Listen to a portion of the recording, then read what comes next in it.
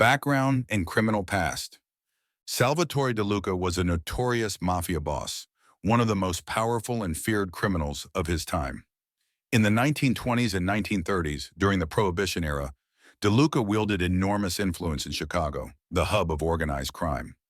The Prohibition provided criminals like DeLuca with the perfect opportunity to smuggle illegal alcohol and amass huge fortunes by exploiting the strict alcohol ban laws.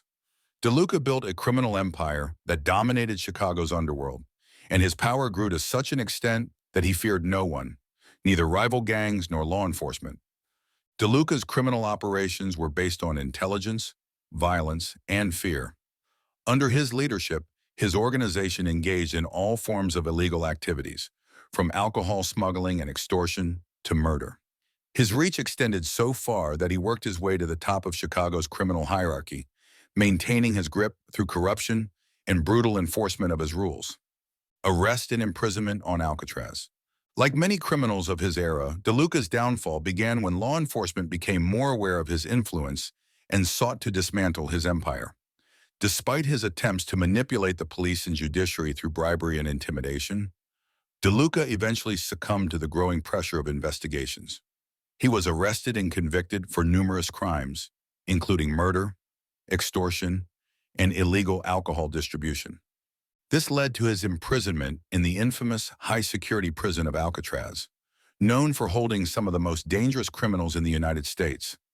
On Alcatraz, DeLuca encountered three other notorious criminals: Billy Handsome, a cold-blooded enforcer and killer; Finn O'Leary, a small-time hustler with ties to organized crime; and Albert Weasel Arlington, a shady con man known for his inventions and scams. These four men formed a group bound not only by their criminal past but also by their shared fate as inmates of Alcatraz. The escape plan. While serving time on Alcatraz, Sal Deluca devised a plan to escape from the supposedly inescapable prison.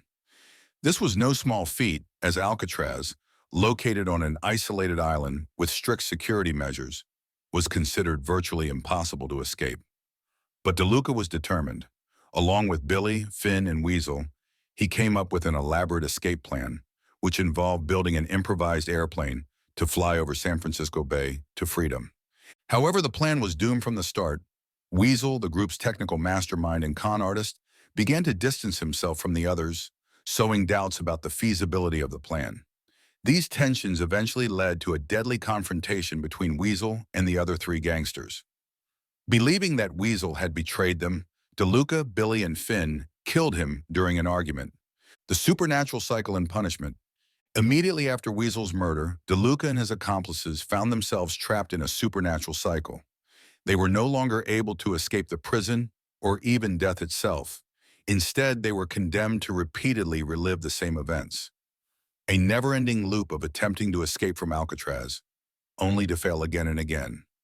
This cycle was influenced by the supernatural forces that are central to the Call of Duty Zombies storyline.